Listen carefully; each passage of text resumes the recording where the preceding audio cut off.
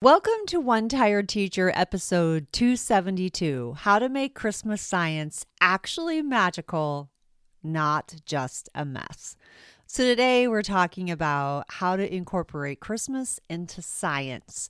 And let me tell you, it can be done, and it is one of my favorite things to do in teaching. Hope you stick around.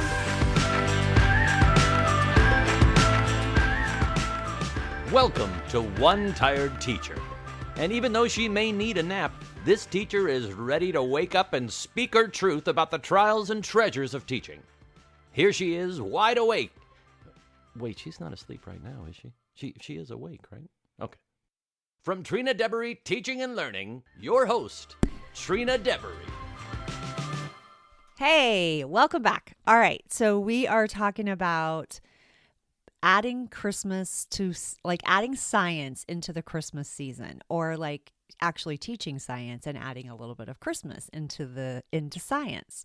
So raise your hand if it is December or if it's ever been December for you and you've ever made you want to put glitter in a locked cabinet and science on the back burner. You're like, absolutely not. I'm so over all of this. Everything is commercialized to death. I'm so tired. The kids are out of control. I just want to pretend like it didn't exist. We're going to just focus nonstop on reading, writing, and math. Okay. I've been there, torn between trying to keep kids engaged and not setting the room on fire. Or actual literal fire. In fact, one year, I'm going to tell this short story. One year when it was my last year in, before I resigned, like my last year, I wasn't in a classroom. I was in a media center, and I was in a large Title I school. It was actually a super hard job. And the art teacher had put up some lights on his door in the classroom with using an extension cord, and I guess the extension cord was in between the crack of the door. Anyway, needless to say, it caught fire, and so we had a little fire in the school, and we all were evacuated for hours because the fire department had to come in. It wasn't not like a fire that broke into craziness. It was like a quick little blaze, and they put it out. I mean, that's still super scary, but we were outside 4 hours. That was my very last day, and I was like, sitting on the picnic table with a person that I had worked with for years, who was the technology specialist in the district. She for years was at my old school that I was at forever, that I helped open. And I was like, we were sitting there together, and I go, well, this is kind of ironic that I'm walking away from a job that I've loved my whole entire life, and it's up in flames. So it just felt so crazy. Okay, anyway, so hopefully that doesn't happen to anyone. Be very careful with extension cords. But let's talk about like not a real literal fire. Let's talk about a holiday science activity that will feel like you're setting a fire. Actually, no, it's exciting. And the truth is, science in December can be magical. It just needs a little structure and a lot of meaning and no electrical cords. In today's episode, I'm going to share how I took one of the most sugar-fueled classroom chaotic times of the year and turned it into a calm and captivating science unit that still has kids talking and even learning. Kids love this unit. It is so fun. I actually created it for Halloween too, later, after I had done it as Christmas, because I thought it would be really cool as a Halloween thing as well. But that one, it never like took off like the I wanted to call it Holidays Matter because I thought that was so cute, and that never really did well. It's finally when people understood that we're going over matter, solids, liquids, and gases with a Christmas theme. They were like, oh, and it's so fun. You know, you can even skip your Christmas party and do this because it is so much fun, and kids absolutely love it. So the problem with December and fun lessons. It can be really hard sometimes. Like the holiday fun can feel like chaos in disguise. And they often feel unstructured. There's like no academic value. We've got students bouncing off the walls. Behavior problems are spiking. Teachers are drowning in a lot of prep and with little payoff. And it's hard. And science gets left out because it sounds more like, like a lot more prep and a lot more mess and a lot more chance for disaster. But it doesn't have to be like that. So what actually worked in my classroom? Let me tell you about the year that I was super exhausted, but I still wanted to end strong. I had a group of kids who were curious, they were energetic, and let's just say they were really enthusiastic about candy canes. So I was trying to wrap up my grading, finalize my report cards, and not collapse into a puddle before the end of the year. And also I didn't want to go into the Christmas season sick and drained for my own family. So that's when I wrote and created the Science Matter unit. And I have to say, it's definitely one of my favorite things. And what I love the most about it is it didn't just give kids something to do. It gave them a story, a purpose, a reason to observe, to infer, to write, to think, to read. Plus, they got to dress up in their scientist coats, which was one of my favorite things to do, and they really got down to business. One year I didn't have the scientist coats, like those ended up being donated the next year, but I had like white button down shirts. And so we would use those as our science coats, our lab coats, and kids absolutely loved it. When I got this real not the real lab coats, but like the thin, gauzy kind of lab coats, that was even better. So here's what is inside of this unit and why can be so powerful, and how you can actually adapt any kind of unit that you might be working on in science, and kind of like how you might add a science component in case you're like, I'm not covering states of matter, or I don't need to cover that.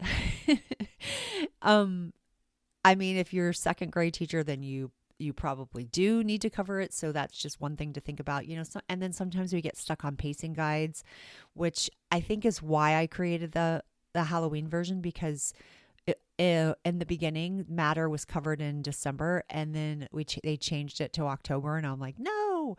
But sometimes you got to just move those things around. It's like that should be more of a guide and not everybody must follow this exact thing, but I won't get on that tangent. All right, so here's what's inside without spoiling any of the fun.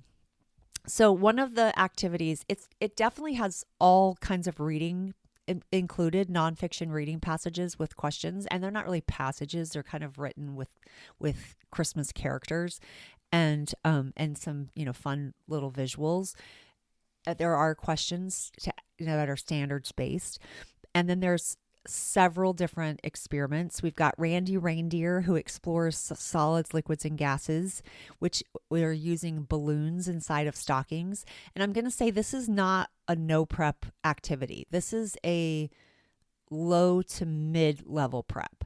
And sometimes when people hear that, they're like, I don't want anything that I have to prep, but I do give you a letter for parents that you can get everything donated. And actually some of these supplies, once you have them, like obviously not the Christmas like candy and cookies and stuff like that. You're not going to keep that forever, but the stockings that you use can be used over and over again. And you can get those at like, a dollar store or something like that and sometimes you can find them for even cheaper than that. And it is well worth it. It's a unit that you're going to want to do over and over again. I did it every year in my classroom, and it was a hit every single time. It was totally worth it, which is why I think it's more fun than doing it in lieu of like an actual Christmas party, because in this case, they're learning and they still get to eat Christmas goodies, and they're reading, they're writing, they're doing science, they're inferring, they're experimenting. It's so fun. Anyway, so we've also got, and also, they put the balloons inside the stocking, sorry, and they have to infer if it's a solid, liquid, or gas. They don't know they know that the balloon is in there, but there's something inside the balloon, and they have to and that is one of my favorite things, because they're trying, the solid is pretty easy.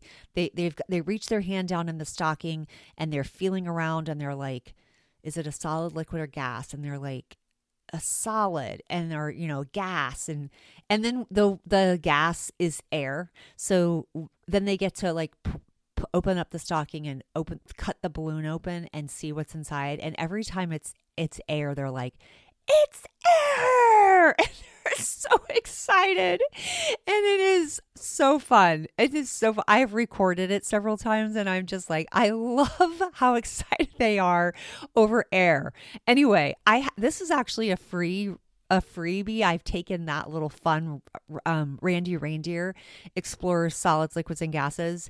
I've taken that little experiment out of the unit, and I'm giving that away for free, so you can check it out. And if it's something that you think is really fun and you want the whole unit, then you can come back and grab that Christmas matter unit, and then you'll have the whole thing. But Reindeer is a fun little thing. You can find it at TrinaDebery.com/Christmas Matter. All one word, Christmas Matter. Just put all the letters together, Christmas Matter. I'll also drop that in the show notes. So you've got Santa investigates liquids and solids with hot chocolate, hot cocoa, and marbles. You've got the gingerbread girl runs a fair test using hot chocolate and 3 different temperatures.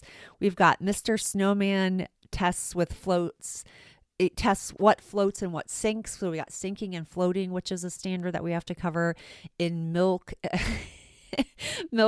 And also we've got, and like in cocoa, and they've got to think about, like, they're looking at M&Ms and marshmallows and candy canes and things like that, like what floats, what sinks.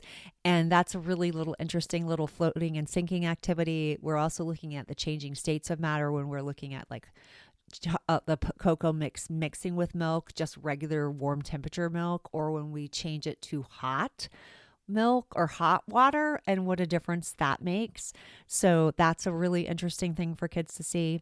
We're looking at Emily the elf, who leads in observing texture, size, weight, volume, and temperature. So we're looking at the different, attributes, and that is with nonfiction texts. And I've used Emily the elf as a little character to tell the kids about it.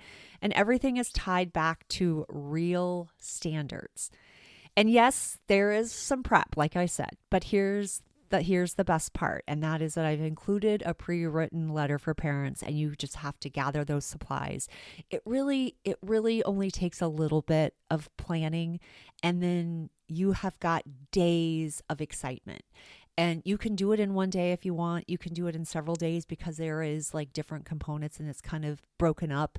It's broken up so that you can do science in a short amount of time, but also you can use parts of it in your reading block because it's nonfiction text. And then that's how you can kind of work it into a very packed schedule. That's just an idea. Why this isn't just cute science. This unit isn't fluff. It's grounded in real inquiry. And the kids are predicting outcomes. They're using senses to make observations. They're comparing physical properties. They're exploring how matter changes. And it's all wrapped up in a seasonal storyline that helps it feel fun, but actually teaches content that they will remember. And they will remember it because you made it feel relevant, and because you used a season and their natural curiosity. And that is how kids remember things. And it's story driven because I've reinforced the ELA standards, the comprehension, the vocabulary, and even writing about science. So where to start? You can just grab that little freebie and just see what you think, if you like it. And you're thinking, or maybe you're thinking, I'm so stretched, so thin, I can't do any of this. I can't gather supplies. Then maybe you just start with the free lesson and you just kind of test it out. And you do need 3 stockings per team, or maybe you could even just do 1 as a demonstration. I think it's so much more fun when the kids are like gathered around a team and they're like inferring together. And But, do what you got to do. If you have to make it more simple, that's totally fine too. Again, you can find that at trinadeberryteachingandlearning.com/Christmas Matter. And if you want the full version with all of the elements, the anchor charts, the writing prompts, the ELA part, the more experiments, then it's in my TPT shop at Trina Deberry Teaching and Learning. And you can do this with lots of different science things. If you are maybe working on force and motion and you want to add, maybe Santa's testing his sleigh and we're looking at pushing and pulling. And it's just really just incorporating parts of the holiday into science and making it really fun for kids. All right, so you don't have to abandon real learning to make December fun, and you don't have to choose between standards and smiles. And you can make science magical without chaos, and your kids will thank you for it, and you can thank your January self can thank you as well. Because there's also parts of this where you can kind of especially the reading and answering question part, where you can kind of take a little bit of moment for yourself to gather what you need, as far as I'm going to answer an email really quickly, or I'm going to, do a little bit of grading, or I'm going to actually get work done at work. All right. So grab the free sample from the Christmas Matter unit, explore the full unit on TPT. And if you want more ideas like this, check out my, make sure you're on my email list, trinadeberryteachingandlearning.com. You can grab a little freebie to get on the email list. It's just a fun. And actually, if you grab the Randy's Reindeer, then you're on the list. All right.